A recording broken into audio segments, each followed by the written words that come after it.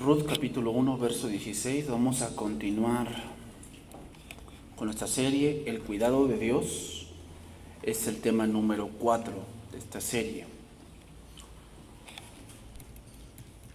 El tema de esta tarde se titula Entre signos de interrogación. ¿No es esta Noemí? ¿No es esta Noemí? Bien, vamos a comenzar Ruth 1:16. Voy a comenzar ahí. Respondió Ruth: no me ruegues que te deje y me aparte de ti, porque a donde quiera que tú fueres iré yo, y donde quiera que vivieres viviré. Tu pueblo será mi pueblo y tu Dios mi Dios. Donde tú murieres moriré yo, y allí seré sepultada. Así me haga Jehová y aún me añada, que solo la muerte hará separación entre nosotras dos. Y viendo Noemí que estaba tan resuelta a ir con ella, no dijo más. Anduvieron pues ellas dos hasta que llegaron a Belén. Y aconteció que habiendo entrado en Belén, toda la ciudad se conmovió por causa de ellas y decían: ¿no es esta Noemí? Y ella les respondía: no me llaméis Noemí, sino llamadme Mara, porque en grande amargura me ha puesto el Todopoderoso. Yo me fui llena, pero Jehová me ha vuelto con las manos vacías. ¿Por qué me llamaréis Noemí? Ya que Jehová ha dado testimonio contra mí y el Todopoderoso me ha afligido. Así volvió Noemí y Ruth la moabita, su nuera, con ella. Volvió de los campos de Moab y llegaron a Belén al comienzo de la siega de la cebada. Hermanos, en la sesión número 2 dijimos algo que veremos a partir de aquí, y es esto: que Noemí necesitaba a Ruth y Ruth necesitaba a Noemí. Ambas se necesitaban. Pero Noemí pensaba lo contrario. Noemí pensaba de que estaba apesadumbrada, de que estaba cansada, hermanos. Esto es algo importante. Generalmente el cansancio físico, hermanos, afecta o atormenta el espíritu del ser humano. ¿Okay? O sea, cuando tú estás muy cansado, generalmente vienen otras cosas, como un cansancio espiritual, o sea, como que un poco te empiezas a hartar de las cosas, y esa vez tiene que ver con el cansancio físico. ¿Okay? Entonces, también Noemí tendría eso. Imaginémonos, ella había tenido que vivir primero la muerte de su esposo, después la muerte de sus 2 hijos, y ¿cómo nos imaginamos que estaba el alma de Noemí? Pues atribulada. O sea, había tenido que pasar una situación muy, muy difícil. Tener que enterrar a sus 3 varones. Entonces, obviamente, podemos creer que en esta turbación, Noemí no podía ver que necesitaba de sus nueras.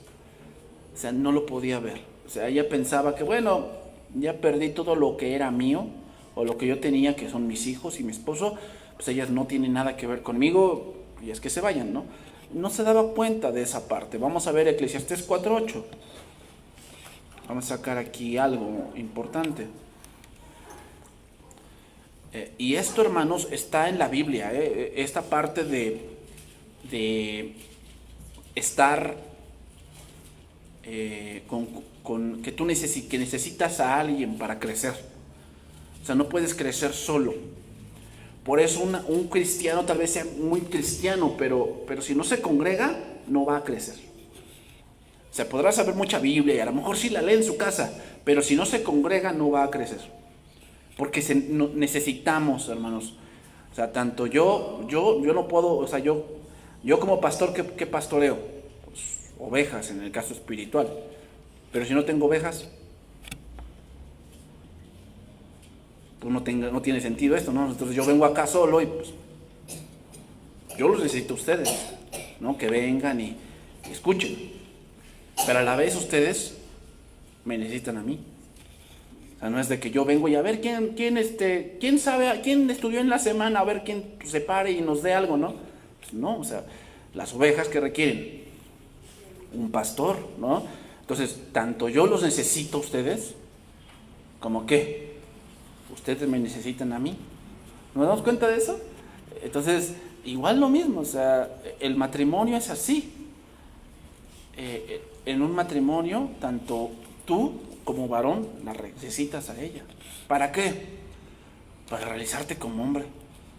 Y no solamente hablo de tener una familia, hablo de esa parte de desarrollo también mental. O sea, hay algo que pasa, hermanos, que como hombre desarrollas cosas que solamente se pueden desarrollar ahí. Y lo mismo, la mujer requiere del hombre. Aunque hoy el punto feminista dice, no requiero, sí requieres. Como te lo digo, lo mismo, para que te realices como mujer. Y no solamente hablo de tener hijos, hay otras cosas que se desarrollan dentro solamente del matrimonio. Soltero no quiere decir que no las conozcas, pero no las vas a desarrollar. ¿Por qué? Porque son cosas que solamente se desarrollan ahí. Entonces, aquí Eclesiastés lo dice, está un hombre solo, Eclesiastés 4:8, y sin sucesor, que no tiene hijo ni hermano, pero nunca cesa de trabajar, ni sus ojos se sacian de sus riquezas, ni se pregunta, ¿para quién trabajo yo? Y defraudo mi alma del bien. También esto es vanidad y duro trabajo. Es decir, al final, un hombre que se dedica nada más a trabajar, que gana tal vez mucho dinero, pero no tiene con quién compartirlo, al final se va a sentir vacío. Es algo que un hombre de verdad tiene cuando ama a alguien, es que cuando le comparte a esa persona que ama, se siente realizado. Siente que, pues, de esa parte en la que puede compartir el fruto de su trabajo con otra persona. Y eso, pues, requieres a alguien más. No puedes hacerlo solo. Sigue diciendo, mejores son dos que uno. Aquí no está hablando del matrimonio, está hablando de la amistad. Pero se aplica también para eso, porque tienen mejor paga de su trabajo. Es verdad, o sea, si un trabajo lo haces tú solo, o si vas a construir un muro, ¿cómo lo harán más rápido? ¿Entre uno o entre dos? Pues entre dos, eso es lógico. Por eso dice, tienen mejor paga de su trabajo. Porque si cayeren, el uno levantará a su compañero, pero ay del solo, que cuando cayere no habrá segundo que lo levante. También si dos durmieren juntos, se calentarán mutuamente. Mas ¿cómo se calentará uno solo? Cuando hace mucho frío, hermanos, hasta un gatito te ayuda. En verdad, el gatito ahí se mete en tus piernas y te calienta y ya te calentaste, pero tú solo. Y si alguno prevaleciere contra uno, dos le resistirán, dice ahí. Y cordón de 3 dobleces no se rompe pronto. Ahora, veremos este principio también en Jesucristo. Te lo voy a leer rápidamente.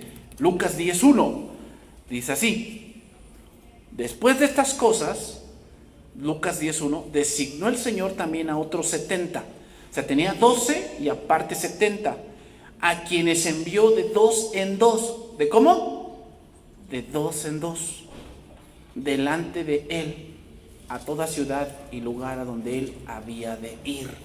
Y les decía, la mies a la verdad es mucha, mas los obreros pocos. Por tanto, rogad al Señor de la mies que envíe obreros a su mies. Id, he aquí yo os envío como corderos en medio de lobos. No llevéis bolsa ni alforja, ni calzado, y a nadie saludéis por el camino. Cualquier casa donde entréis, primeramente decid, paz sea en esta casa. Y si hubiera allí algún hijo de paz, vuestra paz reposará sobre él, y si no, se volverá a vosotros. ¿Cómo los enviaba? De 2 en 2. Hechos capítulo 13, verso 1. Dice ahí, Hechos 13:1.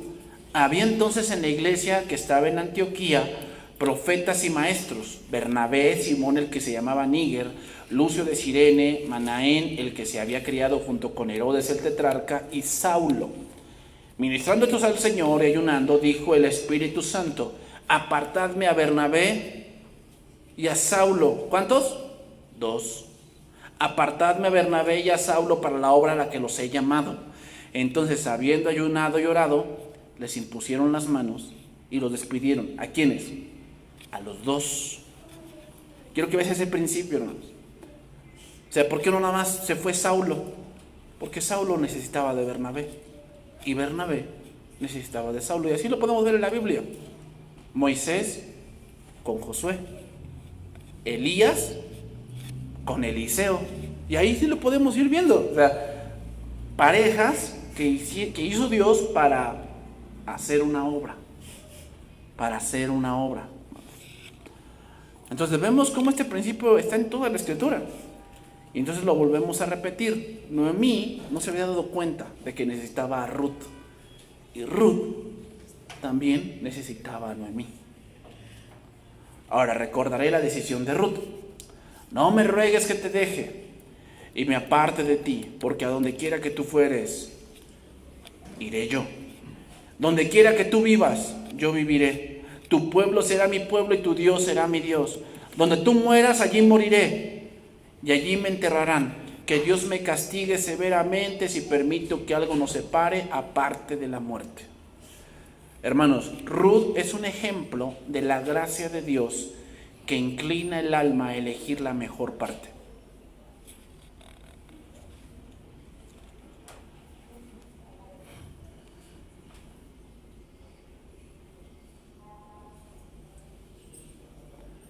Hermanos, quienes recorren los caminos religiosos sin una mente firme son como una puerta entreabierta. Hermanos, cuando vamos a decidir algo por Dios, debemos ser muy firmes en lo que vamos a decidir. Porque si tú tambaleas de que, pues sí decido por Dios, pero hasta donde me convenga, es como una puerta entreabierta que invita al ladrón. Y hace que esa resolución o esa decisión que hayas tomado se venga abajo. Ruth, hermanos, al decir estas palabras, eligió también a Jehová como Dios suyo y se incorporó al pueblo de Israel. No estaba eligiendo solamente por Noemí, estaba eligiendo por Jehová. Dejó atrás su antigua religión y su antigua vida. En esa decisión, hermanos, de Ruth, se unió el amor y la fe. Ahora te voy a preguntar algo. ¿Qué es lo más difícil de una decisión? ¿Qué es lo más difícil? Vivirlo. No, pues es bien fácil llegar con el juez y firmo el papel, ¿verdad? Legalmente casados. No, el problema no es ese. El problema es lo que viene. Ese es el problema. El problema no es que, a ver, ¿quién alza la mano para recibir a Cristo? Ese no es el problema. Pues la alzas y ya. El problema es lo que viene después. Con tu familia, con tus compañeros de trabajo, con tus hermanos. Ese es el problema. El problema de una decisión no es tanto hacer la decisión, sino vivirlo. Ese es el problema. Entonces, hermanos, tal vez tomar una decisión al momento, tomar una decisión por emoción, por satisfacción personal, sin medir las cosas buenas y malas, no es algo muy bueno.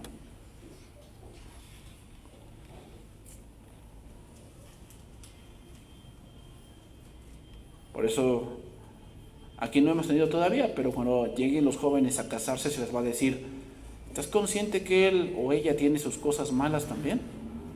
¿Estás consciente de eso? Sí, porque pues, son novios y cada quien en su casa, pero ya cuando viven juntos ya es otra cosa.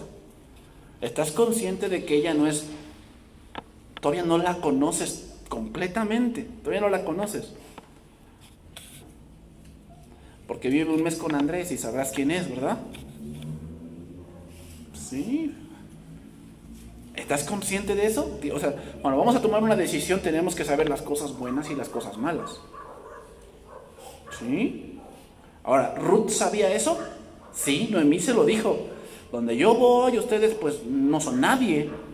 Ustedes son extranjeras, donde yo voy pues son judíos y yo no tengo más hijos y yo ya no tengo esposo y donde yo voy pues a lo mejor ustedes ni siquiera matrimonio pueden tener, o sea. Y Ruth aún así que tomó una decisión. Entonces, Ruth quiere decir, hermanos, Ruth buscaba algo más que solamente pan y matrimonio. ¿Qué buscaba? A Dios.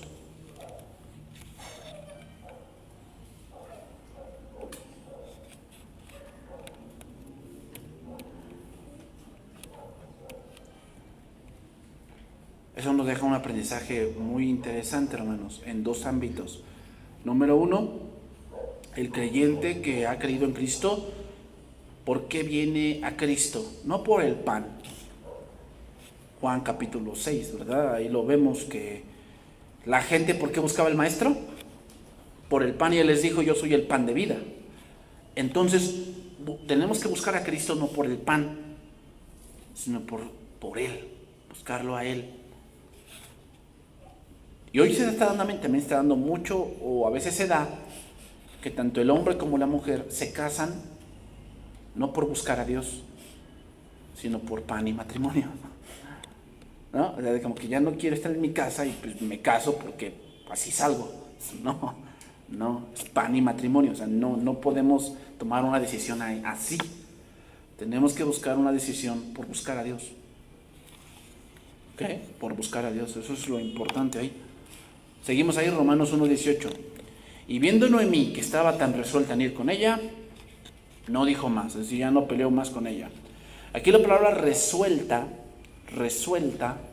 la palabra hebrea significa que estaba decidida o que estaba bien arraigada. También hay una palabra aquí interesante, la palabra es obstinada. Obstinada, ¿es una persona obstinada?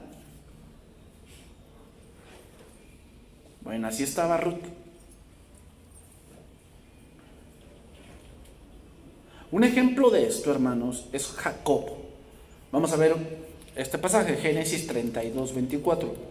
Esto es un ejemplo de también cómo a veces, hermanos, lo voy a decir así, a veces la fe tiene que ir con obstinación. A veces. Es decir, estar en esa parte de estar arraigados en esa decisión. ¿Ok? Génesis 32:24. Dice ahí, así se quedó Jacob solo y luchó con él un varón hasta que rayaba el alba. Y cuando el varón vio que no podía con él, tocó en el sitio del encaje de su muslo y se descoyuntó el muslo de Jacob mientras con él luchaba. Es decir, lo que le pasó, muchos piensan que lo que le pasó a Jacob fue que le dio un desgarre, entonces ya no podía sostener su peso en una pierna. Otros dicen que se le dislocó la cintura, eso fue lo que le pasó a Jacob. Entonces ya no podía luchar con libertad porque le dolía el pie, ya no podía utilizar, o sea, tenía que utilizar todo su peso en una sola pierna y eso es muy difícil. Entonces le dijo, déjame porque raya el alba, o sea, quiere decir que luchó con él toda la noche y aún con su pierna mala seguía luchando, o sea, seguía obstinado, aferrado a eso. Y Jacob le respondió, no te dejaré si no me bendices, si no me bendices. Hebrón le dijo, ¿cuál es tu nombre? Y él respondió, Jacob, que significa engañador, no suplantador, eso significa Jacob. Y el varón le dijo, no se dirá más tu nombre Jacob, sino Israel, porque has luchado con Dios y con los hombres y has vencido. Eso significa Israel, el que lucha con Dios y con los hombres y vence. Entonces Jacob le preguntó y dijo, declárame ahora tu nombre. Y el varón respondió, ¿por qué me preguntas por mi nombre? Y lo bendijo allí. Y llamó Jacob el nombre de aquel lugar Peniel, porque dijo, vi a Dios cara a cara y fue librada mi alma. Y cuando había pasado Peniel, le salió el sol y cojeaba de su cadera, que eso fue lo que le pasó. Entonces, hermanos, otra vez, en momentos decisivos y trascendentales, la verdadera fe siempre tiene algo de obstinación. Es decir, siempre se aferra a eso, pero en un sentido bueno, en un sentido de vencer un obstáculo. Mira, el salmista mismo lo dice, el Salmo 27, versículo 12. Salmo 27, versículo 12, dice ahí.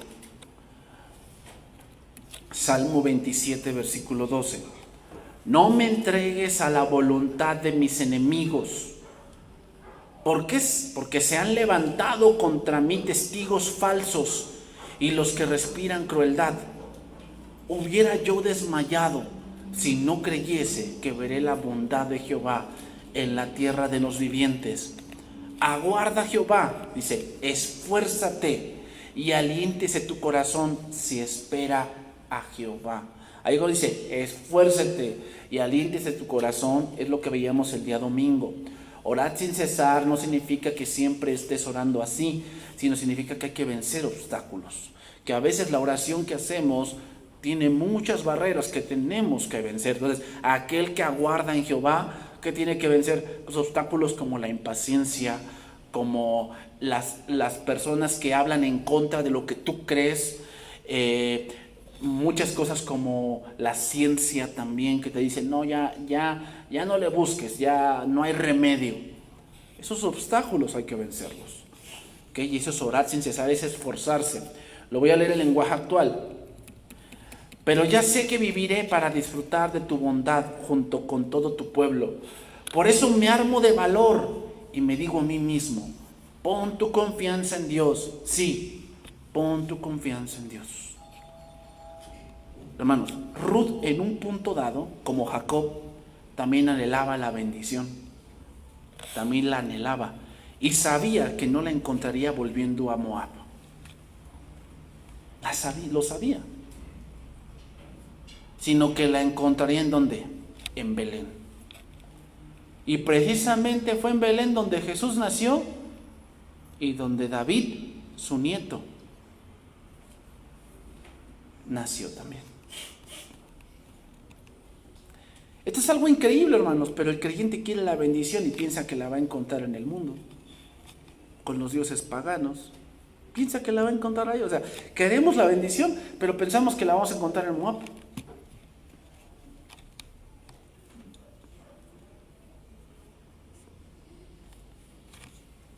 Cuando la bendición, hermanos, se encuentra en ¿quién? En Jesús, porque todas las promesas de Dios en Jesús son sí y son amén. Seguimos con el verso siguiente, Ruth 1:19. Ruth 1:19 dice, anduvieron pues ellas dos hasta que llegaron a Belén. Y aconteció que habiendo entrado en Belén, toda la ciudad se conmovió por causa de ellas y decía, ¿no es esta Noemí? En aquellos tiempos, hermanos, se viajaba en caravanas. ¿Por qué? Era más seguro. ¿Te imaginas dos mujeres viajando? ¿Dos mujeres? El camino de Moab a Belén eran más o menos 80 kilómetros. Es un poco más que de aquí a Puebla, porque más o menos de aquí a Puebla son unos 40 kilómetros más o menos. O sea, casi llegando a México. Todo lo que tenían que caminar, caminar, no nada de que paras el taxi o tu Uber.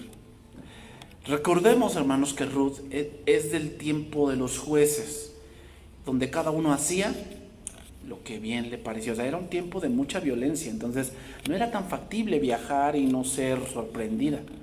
Sin embargo, el autor dice que llegaron a Belén, es decir, hubo tiempo para que Ruth reflexionara de su decisión. Sin embargo, no fue así, ella llegó a Belén.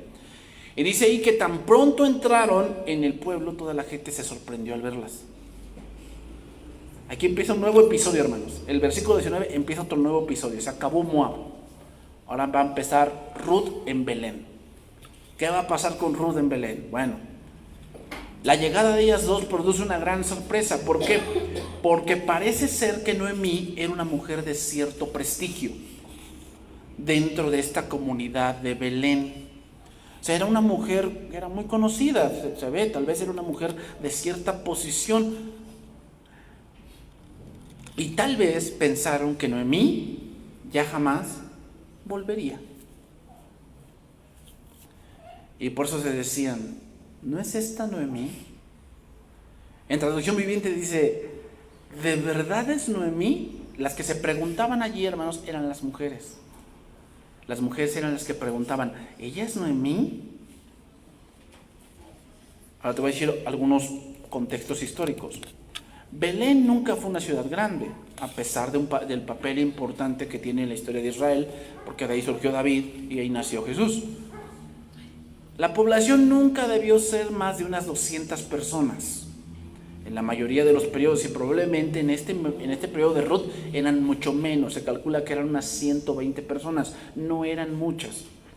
Ahora, la pregunta es, ¿por qué preguntaron esto?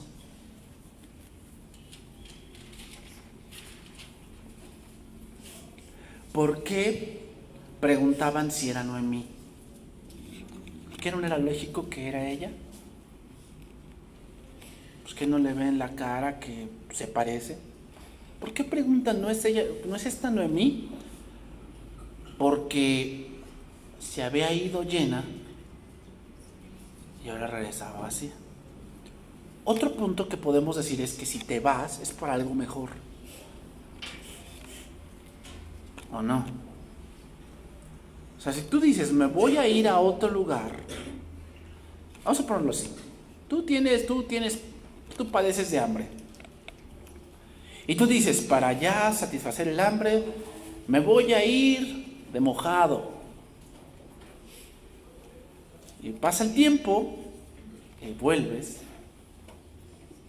Y ya cuando yo te vería, te diría, ay, sí cambiaste, ¿cómo te fue? Y que tú me dijeras, no, pues es que, pues no gané mucho, que digamos. Yo te diría, entonces, ¿para qué te fuiste?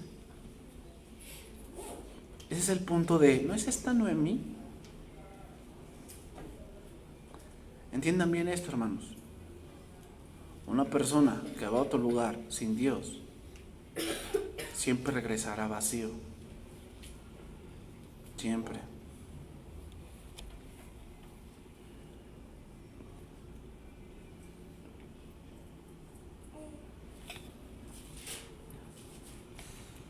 Lo que te debes de preguntar cuando vas a hacer algo o cuando te vas a ir a un lugar es, ¿Dios está conmigo?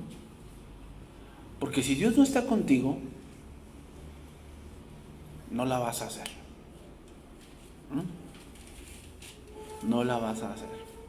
Así tengas de tu lado a, no sé, a un petrolero de Dubái, no la vas a hacer.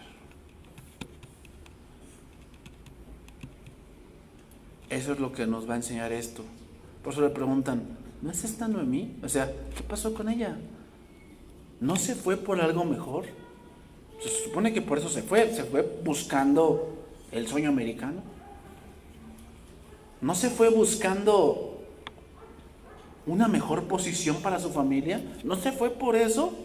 ¿Qué pasó? Eso es lo que a veces yo me pregunto con gente que luego se va de la iglesia. El problema no es que se vaya, eso no es el problema, porque yo no soy dueño de ellas. El problema es la posición en que después se encuentran. Si te vas a ir, es por algo mejor, ¿o no? O sea, si tú me dices, es que me voy porque tal vez me queda, no sé, más cerca, o tal vez es que me voy porque Dios me ha puesto allí y de verdad voy a trabajar allí. Y si pasan 10 años y yo veo que estás firme allí, yo creo que Dios te llevó ahí. Pero ¿qué pasa cuando pasan 5 años que tú te fuiste y ahora estás en el mundo? ¿Qué voy a pensar? Te voy a decir, pues no, que te llevó Dios. Aquí tuvimos una persona que supuestamente Dios le dijo que se iba a ir porque Dios la iba a utilizar fuertemente en otra iglesia, no sé a dónde se fue. El chiste es que hoy, el día de hoy, ella trabaja de prostituta. Su matrimonio lo perdió. Pues sus hijos, pues obviamente por el trabajo que tiene, pues no la respetan. Fue Dios. Ella dijo aquí que cuando ella se iba, nos dijo a nosotros que Dios le había dicho. ¿Fue Dios? O sea, le echamos la culpa a Dios. A Dios le falló el tiro, ¿verdad? O sea, ¿se la llevó para que se volviera así? No.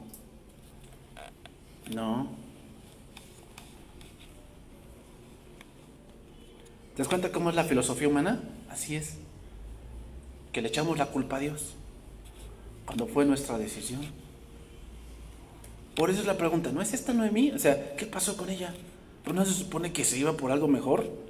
Y la vemos ahora y yo no la veo mejor. Yo la veo peor. Y Noemí mismo lo confirma, sigue diciendo el versículo 20. Él le respondió, no me llaméis más Noemí, que significa placentera, alegre, jovial. Ya no, o sea, que vengo con gran alegría. No, ya no me llamen así. ¿Cómo me llaman? Mara, dice. Mara significa amarga, porque en grande amargura me ha puesto el Todopoderoso. A ver, ¿qué está diciendo de Noemí? ¿Que Dios la amargó?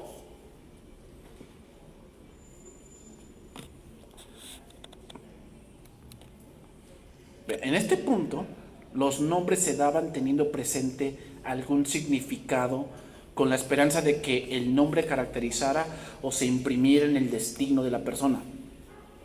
Por eso Noemí dice que no la llamen así, porque era una completa ironía decir que ella era feliz cuando no lo era. Vamos a ver también dónde se ocupó este nombre. Éxodo 15:22. Vamos a ver ahí, Éxodo 15:22. Aquí también se ocupó este nombre de Mara. Y vamos a sacar una lección aquí. Éxodo 15:22.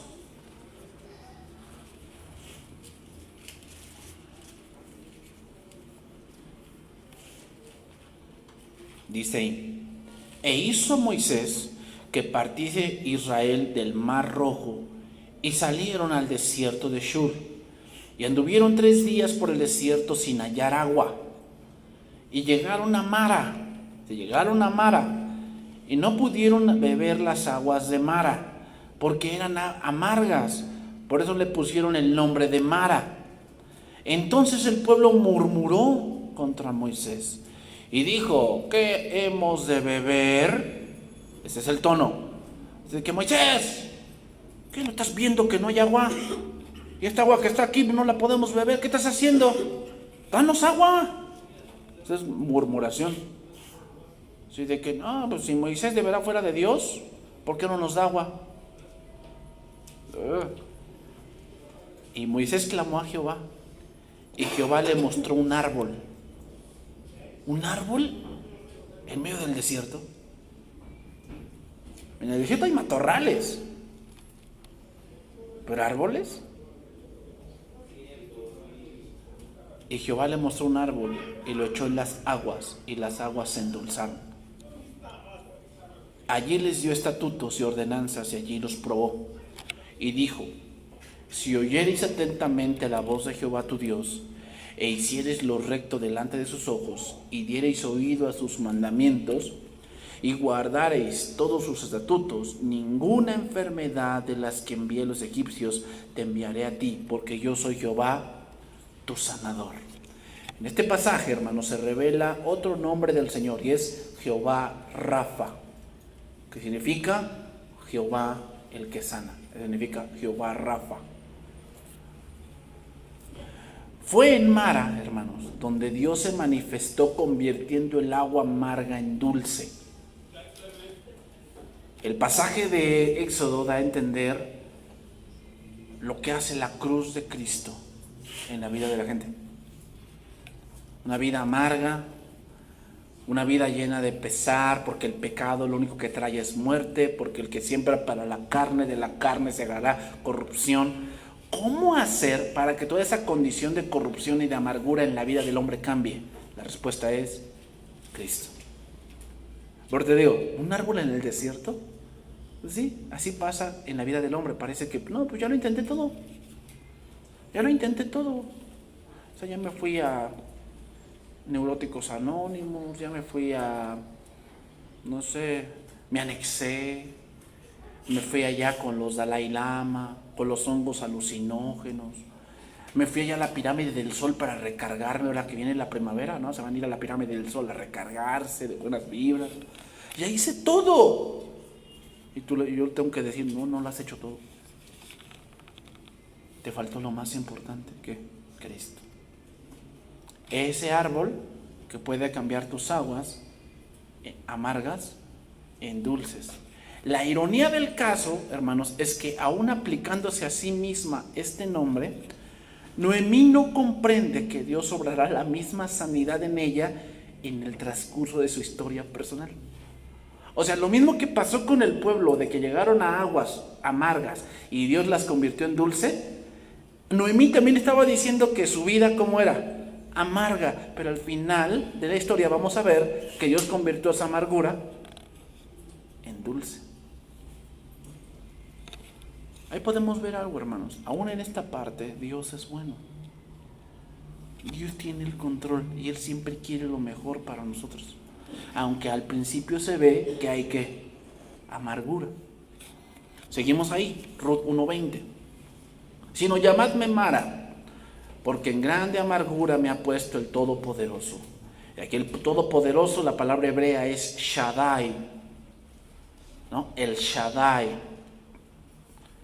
Noemí, hermanos, reconoció que las tragedias de su vida no eran accidentes, no era porque le tocó la mala suerte, no, sino que la mano de Dios había estado en cada una de ellas. Por eso dice, el Todopoderoso habla de aquel que tiene el control sobre todas las cosas y sobre todos los eventos. De eso está hablando Noemí. Ahora te voy a dar 5 razones por las cuales Noemí decía que debían llamarla Mara. 5 razones. Y cómo Dios actuó en su vida. La primera razón es porque tenía dolor. ¿Va? O sea, llámanme Mara porque tengo dolor. O sea, me fui con mis hijos, con mi esposo, y ahora vengo yo sola con una extranjera. Y obviamente pues yo creo que en esta parte de que no tenía hijos y esposo, habla de que también tenía un poco de pobreza, porque quien trabajaba es el hombre, ¿no? Lo que vamos a ver después cuando Ruth va a los campos, esa era una actividad de los pobres. Esa era una actividad de los pobres, el que ibas allá cuando estaban cegando y dejaban ahí, o sea, dejaban algunas cosas ahí tiradas y lo recogían. ¿Quién lo recogían? Los necesitados, los que a lo mejor eran cojos, los que a lo mejor eran tuertos, las que eran viudas, los que eran huérfanos. Para ellos se dejaba eso. Entonces, si Ruth iba a ese momento, a ese campo así, quiere decir que estaban ¿en qué? En pobreza. Porque si tuvieran dinero, pues bueno, ¿para qué va al campo, verdad? Pues mejor compramos en la tienda y ya. Número 2. Otra razón por la cual debían llamarla Mara, porque ha vuelto con las manos vacías, sin parientes y sin posesiones. No tenía nada. Otra razón por la cual tenían que llamarla Mara. Otra razón, porque Dios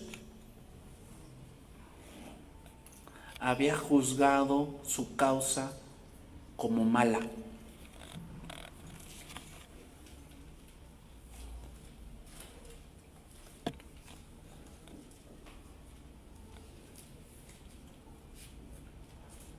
Número 4, porque el castigo divino había venido a su vida. Ya pensaba eso, por eso dice, y el Todopoderoso me ha afligido. Es decir, el castigo divino vino a mí. Ha llegado su castigo. Y número 5, porque la mano del Señor se ha levantado contra mí.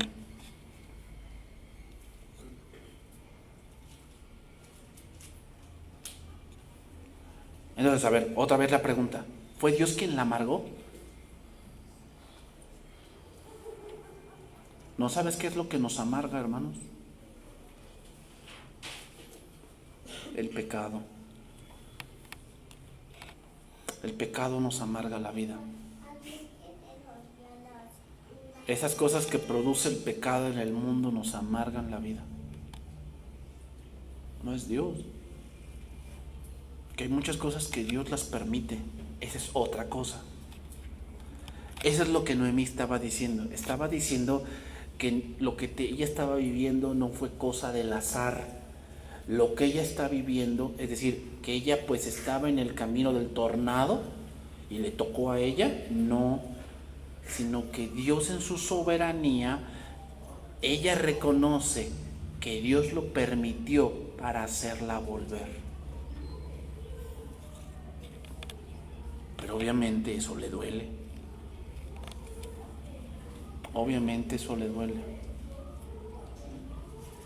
Muchas veces el hombre, para que se arrepienta de un pecado que no quiere dejar, tiene que pasar por un muy grande y profundo dolor. ¿Quién lo permitió? Dios lo permitió. Pero en sí, ese dolor, ¿consecuencia de qué es? Del pecado. ¿Sí? Por eso dice la palabra que cuando estemos en el cielo ya no habrá más lágrimas, ni más que dolor, ni más que clamor, porque las primeras cosas pasaron. Ruth 1:21. Fíjate lo que dice Ruth. Yo me fui llena, pero Jehová me ha vuelto con las manos vacías. ¿Por qué me llamaréis Noemí, ya que Jehová ha dado testimonio contra mí y el Todopoderoso me ha afligido? A ver, vamos a reflexionar aquí. ¿De verdad estaba llena Noemí? Ella dice que se fue llena. ¿De verdad estaba llena? La respuesta es: si hubiese estado llena, ¿por qué se fue?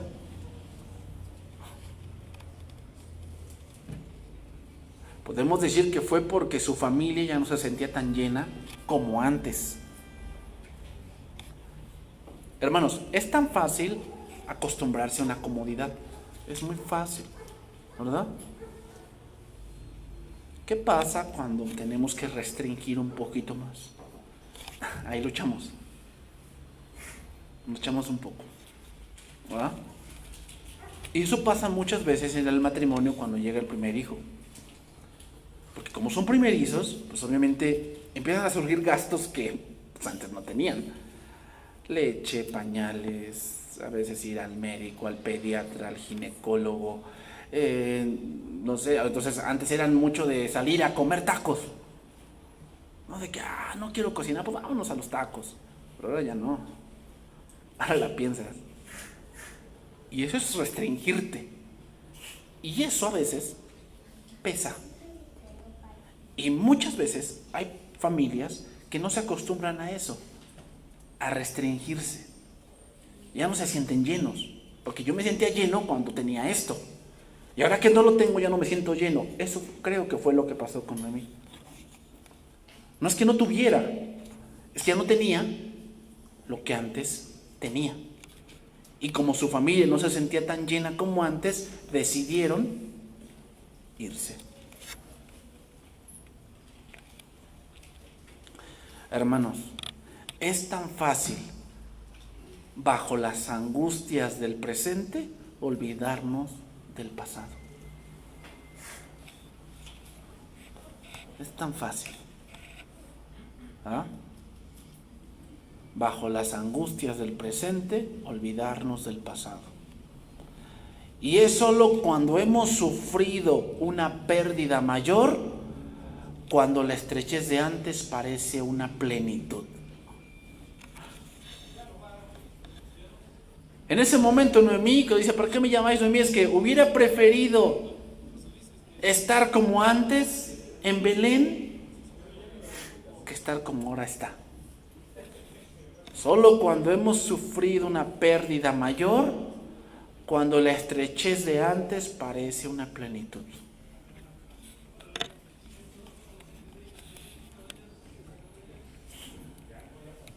Pero lo cierto era que Noemí se había ido con marido e hijos y había vuelto sin ellos. Eso es cierto. Vámonos por la parte final, hermanos. ¿Por qué me llamáis Noemí, ya que Jehová me ha dado testimonio contra mí y el Todopoderoso me ha afligido? Noemí, hermanos, comprende que Dios no está tan contento con la decisión que ella tomó y que ahora está cosechando las consecuencias.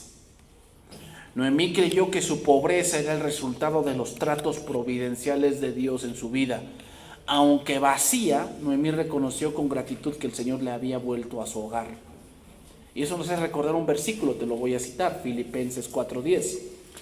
Dice aquí Pablo: en gran manera me gocé en el Señor de que ya al fin habéis revivido vuestro cuidado de mí, de lo cual también estabais solícitos, pero yo faltaba la oportunidad. No lo digo porque tenga escasez, pues he aprendido a contentarme cualquiera que sea mi situación. Sé vivir humildemente y sé tener abundancia. En todo y por todo estoy enseñado. Aquí el punto principal, el punto importante de este pasaje de Filipenses es enseñado. Y la palabra enseñado significa algo que experimentas. Muchas veces, para que nosotros estemos capacitados en la abundancia y en la pobreza, como Dios nos lo enseña, haciéndonos pasar por ahí. Sí, hermanos, a veces va a haber momentos en que en que podemos ir y gastar, podemos ir y comprar, y está bien. Pero a veces va a llegar momentos en que solamente tenemos para lo necesario. Hermanos, como te lo dije, no toda enfermedad es por pecado, ni toda pobreza es por pecado. No siempre es así. ¿Cómo nos podemos dar cuenta de que sí es o no es por pecado? Por el cómo reaccionamos. Así para estar saciado o como para tener hambre. Así tener abundancia como para padecer necesidad. Dice ahí versículo 13... todo lo puedo en Cristo que me fortalece. Un cristiano no quiere decir que no sufra, pero lo que quiere decir, hermanos, que el gozo no se va. Podemos sufrir pobreza o estrechez, pero estar contentos. Si no es así, si sufrimos pobreza o estrechez y nos enojamos y pensamos que la culpa es de Dios, yo te voy a decir que tal vez eso que tú tengas es por pecado, porque es el pecado el que se roba el gozo, no es el dinero. Ahí te puedes dar cuenta si es por pecado o es que Dios te prueba. Si es una prueba de Dios, la vas a pasar con gozo. Te va a doler, sí nos duele, pues obviamente, como te digo, nos acostumbramos a la comodidad. Es obvio que sí. Sí, nos acostumbramos a la comodidad, a que todo sea rápido, a que tengas gas, tengas luz, a que, no sé, siempre tengas para el transporte. Nos acostumbramos a que vemos unos zapatos, vemos un helado y pues, si se me antoja, me lo compro. Pero ¿qué pasa en el momento cuando tú lo ves y no puedes porque estamos estrechos? ¿Qué pasa? ¿Te vas a enojar? Si te vas a enojar, yo creo que lo que tú estás pasando es por pecado, porque no estás contento con lo que Dios te da. Porque sí tienes estrechez, pero Dios no te ha abandonado. Pero alguien que se enoja y dice, no, yo por eso no voy a ir a la iglesia, porque creo que es injusto lo que me está pasando. Ten cuidado con lo que razonas. Porque como lo dijimos el domingo, Dios no está obligado con nadie.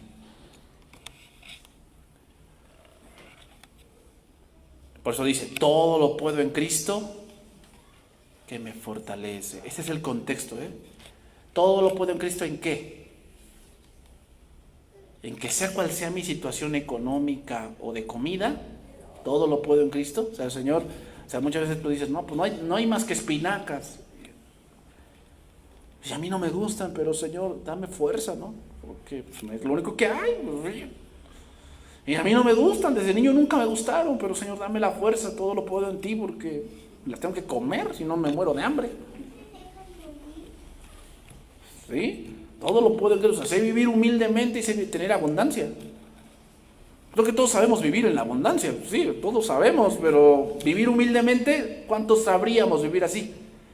Está difícil. Y hermanos, no estamos zafos de caer ahí. Pablo reconoce que en este punto Dios tiene el control y que nos da la fortaleza para poder pasar estas situaciones y para poder vencer en medio de ellas. Y terminamos. Así volvió Noemí y Ruth la moabita. Fíjate cómo le pusieron, Ruth la moabita. Es algo como despectivo, ¿no? Es como decir ahí va fulano el negro, ¿no? O sotano el amarillo, porque pues viene de allá de Asia, ¿no? Parece como algo despectivo, ¿no? Acompañada de su nuera. Veamos la primera prueba de Ruth. Tenía que aguantar ¿qué? El bullying. Le decían, ay, moabita. Tú dices, oye, pero si yo vivo acá, respeto a tu Dios. Es más, yo llamándome a mi Dios. No, para mí es la moabita. ¿Ah? Fíjate lo que tenía que pasar, Ruth.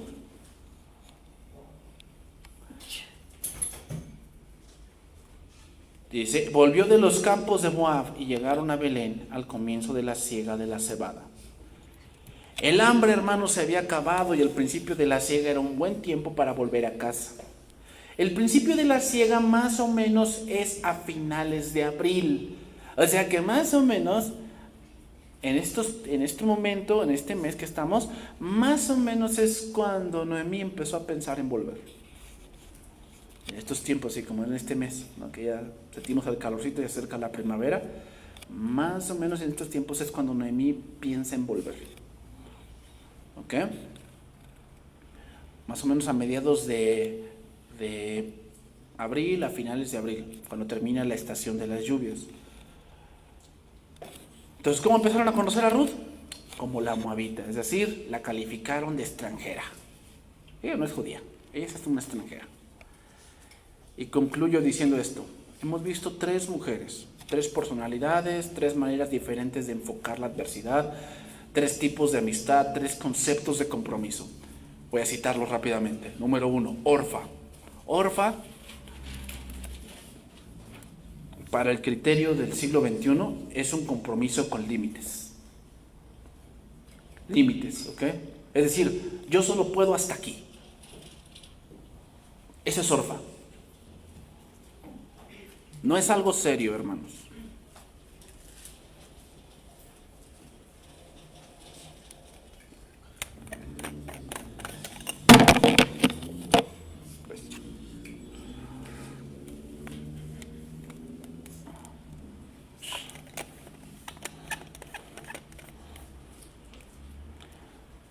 Entonces, Orfa, hermanos, es mi compromiso termina hasta que yo pueda. Ese es el siglo XXI, ¿verdad? O sea, el divorcio llega hasta donde yo aguante. Si aquí yo no aguanto, bye bye. Ese es Orfa. Noemí, hermanos, es el punto de aquella que sufre la tragedia. Ahí viene la interrogante: ¿dónde está Dios cuando sufro? ¿Dónde está Dios cuando sufro? Noemí es ese tipo de, vemos en ella ese interrogante, que tal vez en ese momento no lo entiende, pero después lo va a entender. Y Ruth en este punto es el compromiso incondicional. Un compromiso que no está sujeto a lo que tú hagas, ni a donde vivas. Es un compromiso que solo termina en la muerte. Eso es Ruth.